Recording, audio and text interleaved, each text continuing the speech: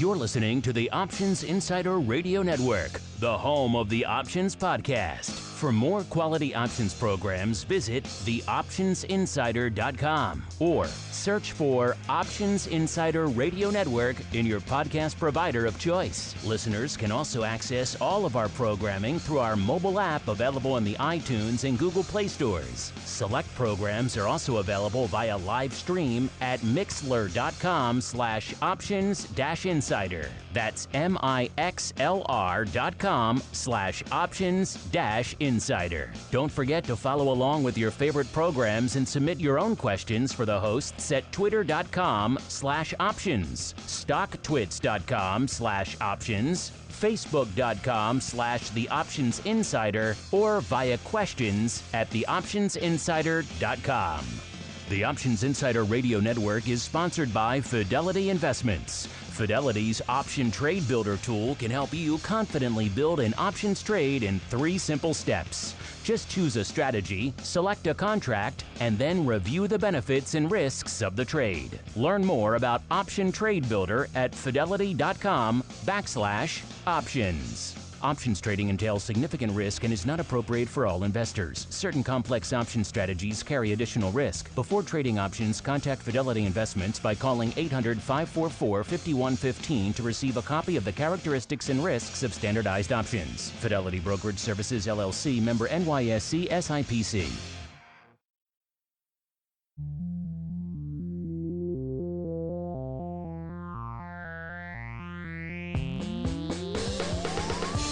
Join us now for the expert source for inside information on the options markets.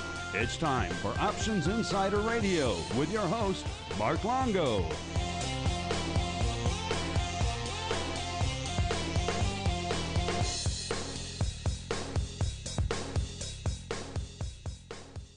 All right, everybody, that music means it's time once again for Options Insider Radio, the interview program here on the old network where we welcome on guests from throughout the world of options and derivatives and proceed to pick their brains for the benefit of you, the listener. Our next up on the old show is an old friend of the program and indeed the network. It's been a little while since we had him on. The first time actually in person, staring at his mug here in the studio, Mr. Eric Cott, the Director of Financial Advisor Education over there at the OIC, the Options Industry Council. Mr. Cott, welcome to Chicago. Welcome to the studio. It has been too long, sir. Mr. Longo, pleasure to be here. I mean, this is exciting to get invited into where it all happens. Get to see magic, the inner sanctum now. It is just taking me back over the years. You and I, going back 10 years, now seeing all the signs from New Orleans and Miami and all the past conferences. New Orleans was a good one. That's where we did the advisor panel down there. That's where we did that. They stuck us on at like 8 o'clock in the morning, Saturday after the parade.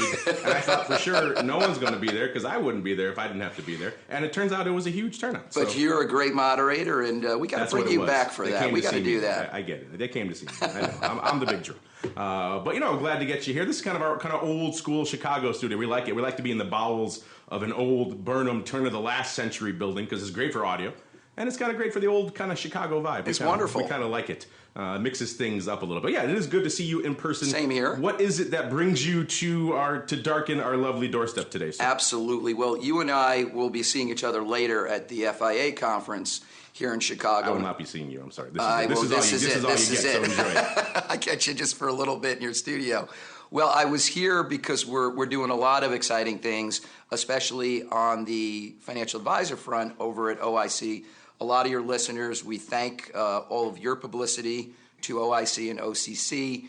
Obviously, look, volatility on the rise last week. I'm still doing a lot of traveling with conferences. I was actually just on the West Coast, Mark, a couple of weeks ago for an alts conference where I did a panel with some fellow colleagues that some advisors, and it was kind of serendipitous because one of the interviews that I did there, I talked about sort of comparing weather to the volatility of the markets, and we'd just come off the hurricanes in North Carolina and was sending our wishes out to people there, and then all of a sudden we have a spike in volatility last week. But look. Maybe before we even keep going, let's maybe start there, because Sure. I like talking to you because you're out there. We get people coming through here. You're going out. You're doing the opposite. You're going out to them, but you're talking to everybody. You're getting a nice lay of the land of the advisor space. What has been the response? What are you hearing over the past week and change, where we had a little bit of a pickup in volatility, not entirely unexpected. Maybe the duration of it, maybe the degree and severity of it was took people by surprise. But the fact that we had a sell-off, maybe not overly earth-shattering. It seems to be somewhat mitigating now. We'll see. It's a bit of a mixed bag right now. But what are you hearing anecdotally out there talking to advisors? Are they spooked? Are their clients spooked? Is this maybe, at the end of the day, a good thing for some of the people in our audience, because it's getting people, it's kind of waking them up to the benefits? Yeah. I always joke whenever these things happen, these shocks to the market, that people don't all of a sudden, they'll pick up the phone when you call them, talked about a protective put. There's things like that all of a sudden resonate. Go figure. More than they did, let's say, a week ago. So are you hearing that anecdotally out there in the space right now? I have, Mark, and the reason why I sort of do this analogy with weather is, as you know, I left that wonderful state of Connecticut where you and I both spent some time and migrated down to the south in Florida. And look, we've had our fair share. I also send my thoughts and wishes out to the people on the West Coast that just happened. But, it's kind of that analogy we hear. You don't buy flood insurance or hurricane insurance after it comes through, because insurance companies raise premiums. Same holds true when volatility is low. It's a better time to talk to your clients. So, we've still been pounding the pavement for a while saying, look, not every client situation is appropriate, but it might be a good time, and this is prior to last week, to talk to some of your clients if they are concerned. Look, you and I go back a long time. We look at 1987 in October. We look at October of 2008 with the financial crisis. This month tends to be, historically, a very scary month. And it just so happens we've got a lot of headwinds with tariffs, with rates going up, things like that. But to answer your question, yes, clients are calling the advisors after this all happens. And it's kind of walking the clients off the ledge, but having that dialogue. Markets are back up again now. So I think that, we at the OIC, look, we try to sort of be that conduit between the advisor and their client to give them the tools necessary.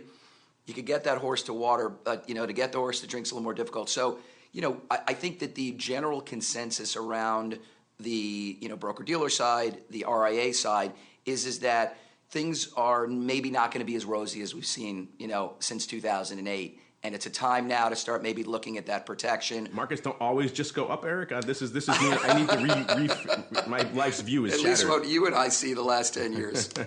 But this is I'm kind of hearing similar things anecdotally, talking to people out there that actually, for a lot of options-oriented advisors we're speaking with, these are interesting times for them because they're getting a lot of calls. They're actually gaining business in markets like this because people realize, hey, I probably should be. Maybe they've been on the fence about hedging or protecting or investigating about these products. Because what's the one thing we always talk about in the Advisors Option Show is trying to get that client demand going. How do you get it to come up, natively, organically, bubble up from the client? And so times like this tend to engender that sort of demand. I guess in our at least neck of the woods here in the options side, these types of moments are learning moments for a lot of people, and they tend to drive some volume. So you mentioned you were at an alts conference, last week. These things sometimes can be challenging for options-oriented things too, because I've often joked on the Advisor Show, I kind of call it the alts ghetto. Alts is everything else. Literally, it's all the other alternatives are in there. So you're out there probably at an alts conference, probably speaking alongside or maybe competing for mind share with, a managed futures thing, and some guy who's got private equity, and some guy who wants to invest in movies, and who knows? Everything could be an alt, right?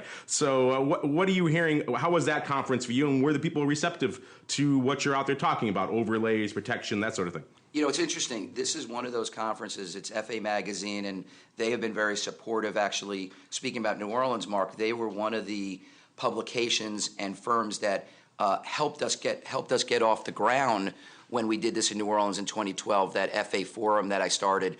But this is the longest running conference that I've been going to where I'm speaking on their agenda. And you're right. In the exhibit hall and other sessions, you're competing with non-traded REITs, managed futures, distressed debt, cryptocurrency such. And when it comes down to it, you and I both... Crypto, the mother of all alts right? now, right? Jeez. It's the hot hot topic. But when you really sift through it all, Mark, you do a lot of great work on your show with it talking to advisors.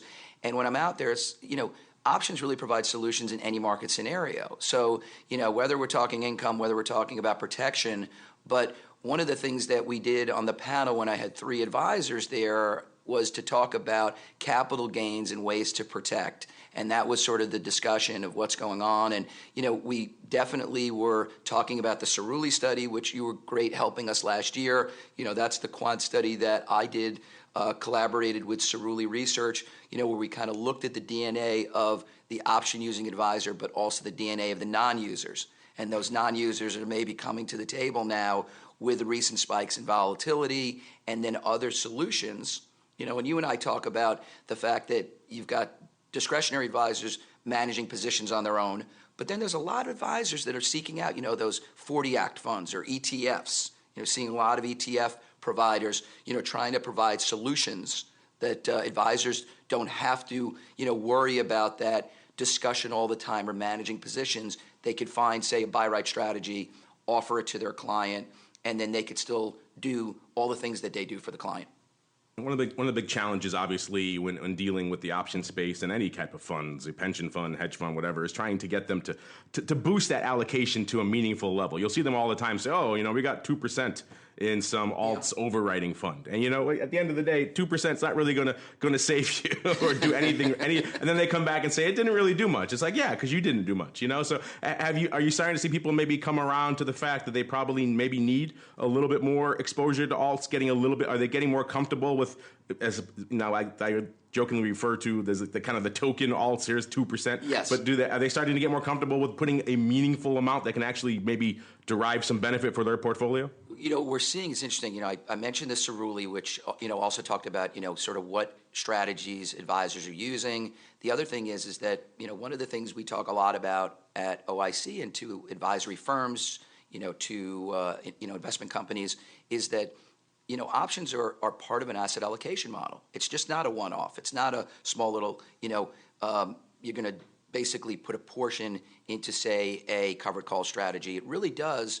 It's a systematic way, to, add a solution within the overall allocation. So advisors are taking that to heart. One of the things interesting, and also why I'm in Chicago, is, we're revamping this new course that I told you about the last time I was on the program with IWI, the Investment Wealth Institute, where we collaborated with them to offer a 6-module online course, option strategies for advisors. So now advisors, external wholesalers, specialists who work for, option overlay funds can go online, take this course, get a certificate, not a certification, get a certificate, and really kind of have the necessary knowledge and tools now to feel better armed to talk to their clients about it. So, advisors are seeing their peers do it, and, they're seeing a lot more of it in the media, especially you and other, CNBC with their program. So, we still have a lot of work ahead of us, Mark, but we're finding that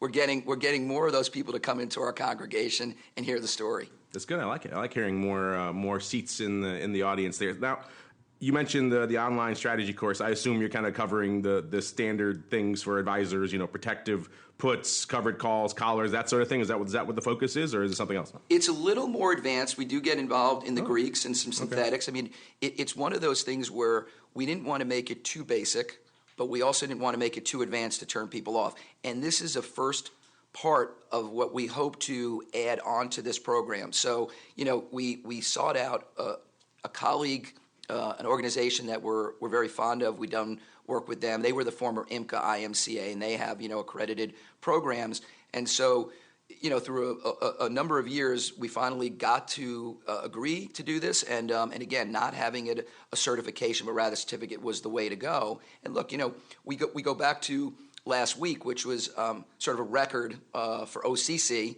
I think it was our 4th highest volume on record. We had last week on Thursday where we cleared 38 million contracts. So not only is that very favorable for OCC, but it also parlays itself into what we do at OIC, because we go out there and we say, look, it's not all institutions or individuals. Advisors are embracing this, and so it makes sense to come back to the table if you were familiar with it from your Series 7. Now maybe the idea is to come and get a little bit more, comfort zone with it. And that's one of the reasons why we're excited about the course. Speaking of getting advisors comfortable, you're also working with our friends over there at MIAX. In fact, Shelly will be here in about half an hour. He's right after you here today. So what are you guys doing? What kind of forum are you guys putting on with the folks over there at MIAX to try to bring advisors into the option fold? Well, we're excited. I have to always be agnostic working with all the exchanges, but Shelly. You can say it. You like Shelly. I love Shelly. He's a great mentor and a great friend, and it's exciting to see all the enhancements that are going on at MIAX. I'm not going to steal his thunder. I'll let him talk about some of the things that they announced this week, but. Go figure. He'll be talking about spikes when he comes in here. There you go, and I love that What acronym. a surprise. What an acronym. Perfect timing for that. It is really perfect time. But Shelly's great, and Doug and all the folks over there. This is going to be the first year, next year, May 2019, where MIAX will be the host exchange. So rather than kind of clouding the environment with having a forum, an FA forum like we've done in other cities, running at the same time consecutively, we decided let's focus on just the OIC conference. I've been invited to do a panel again, a Coffee with Cott panel, which I'm excited about for next year. And I smell a branding opportunity, sir. Oh, we're working. That's a whole other thing you and I'll talk about. But and then what we're going to try to do, Shelly and I, in the summer of next year, which I'm wanting you to come down to, we're going to utilize their exchange down there in South Beach in Miami and host advisors with a couple of programs that we've done before. So make it a separate kind of event, figuring the summer's an opportunity to get folks to come in maybe from the West Coast and other places and spend it down in Florida for a couple of days. So you'll hear more to come from that, but we're excited to be doing stuff with MIAX. South Beach, why couldn't you pick a destination people actually want to go to? Why do you pick these out of the middle of nowhere places that no one's ever heard of? Well, I know you guys have been working hard over there at OIC. You guys have a lot of offerings across the board. I always say all the time, the end of our Advisors Options show, to check out optionseducation.org. We appreciate Click that. on the Advisor tab there. I know you guys have been working to update that tab and the whole OCC, OIC online interface to get more info out there to people. So what have you guys been, what changes have you guys made to make the flow of information that much easier? Well, we're excited to say that in August we sort of did a soft launch of a new streamlined website. There's improvements with navigation, the organization of our educational content, specifically for me, the FA portal, where there'll be more resources and tools. And, again, this Coffee with Cott, which you were wonderful, Mark, in promoting for me after NASDAQ came up with that great title in May in Amelia Island. Our goal is, along with great colleagues here in Chicago, is to kind of steal some of the Mark Longo thunder, which I know I can't do, or the Joe Burgoyne thunder. Are you taking my job, sir? Hey, you can sit in the big chair if you want. I'll take a break. I'll take a vacation. I'm good with that. Well, the idea is to collaborate and start to offer podcast, blogs, a little bit more interaction with the advisors. Look, boots on the ground, Mark, as you know, is critical, has been for almost a decade. It's the reason why we feel we've gotten such great acceptance of all that we do at OIC, especially the challenge of advisors. But we just felt like with the digital offerings that you've had success with and others, Joe Burgoyne does with his Why World of Options show, that it just was time now to do a little bit more on the advisor side. So Tricia Pearl in Chicago that works closely on the advisor program with me and everybody else there. So the Coffee with Cott, and everybody who knows me, including you, Mark, knows I don't need more caffeine. So I think I will be offering decaf to my listeners. Decaf with Cott. Not quite the same branding, but I can get behind that as well. Eric, one of the reasons we like to have you on the show as well, you kind of mentioned the Cerulli study before. You guys at OIC you're always cooking up some interesting data, some interesting studies. Do you have anything new or maybe any interesting things in the pipeline you're kind of working on you can kind of tease us with here? We do. Our colleagues in Chicago, we're going to release a study in May of next year. Didn't want to really I'm going to save that, get your listeners excited about it, but suffice to say that we'll have a pretty innovative research piece that we're going to launch in May at the MIAX conference along with OIC. I'm approaching with Cerulli, which was launched in 2017. So in a couple more years, we're going to look to add to that quant study. That'll be my fourth, actually, on the heels of launching one in 2017. You know that our Nielsen, our former Harris Interactive, will be starting next year. That's exciting because that's one of the longest studies we've done at OIC on retail clients, and that will be something that we'll probably be launching, I think, later in 2019. So, again, with new branding, you've been great to promote that, the OCC branding, which we'll see over at the FIA conference later today, and, the website launch. And, again, there's a lot going on. I don't sleep at all, Mark. I can't. You're a busy man. That's why we only get you in the studio here. Well, if this is the first time ever, there's a reason, because you're always out gallivanting hither and yon. Well, yeah, we covered a lot of interesting stuff. We talked about what's going on in the market right now, some of the teases for some interesting data you guys have cooking up in the hopper over there. The new look, the new streamlined offering over there from OCC. Some of the conferences you guys you've been at recently. But that said, if we left anything out, or maybe you just thought of something you want to leave our audience with, a little bit of a fun hint or tease of something you have coming up that might be interesting to them, now is the time, sir. The floor is yours. Well, it's sort of like, where is Waldo? I guess, I've got a couple of events this month with Raymond James. Your friend Gary Franklin will be at Schwab Impact, which is another fantastic RIA conference for the OIC. We'll be doing some interviews there. And, in November, we're going to be in New York City. I'm really excited, Mark. I'm bringing university students up with their professor from Prairie View A&M University in Houston. It's an ethnic university. We're bringing 8 students up to have an opportunity to learn about the capital markets, the derivative markets, and what goes on in exchanges. So our friends at NYSE, at NASDAQ, and CBOE will be hosting these students during the week of the 13th. And so I can't already believe it's fall, and the rest of the calendar is pretty full. Yeah, I can't believe it's FIA time yet. It seems like I always associate FIA time with the end of the year, because it used to be much later in the year. So we still have a lot to do before the end of the year here. I'm sure you're in the same boat. Well, Eric, I'm glad we could get you in person. Thank always you, nice Mark. to see your face in person. I like doing remote too, obviously, but it's good to see you here in person. We'll have to get you back in here more often. I know you blow through Chicago every now and then, so we'll have to get you in the studio. And we'll have to keep an eye on all things you guys have cooking over there at optionseducation.org/advisor, because I know there's a lot of good stuff there. And we'll look forward to seeing more stuff from you and your team in the coming months, sir. We always appreciate it. Thank you. The preceding program was a production of the Options Insider Radio Network. For more quality options programs, visit www.theoptionsinsider.com or search for Options Insider Radio Network in your podcast provider of choice. Listeners can also access all of our programming through our mobile app, available in iTunes and on Google Play.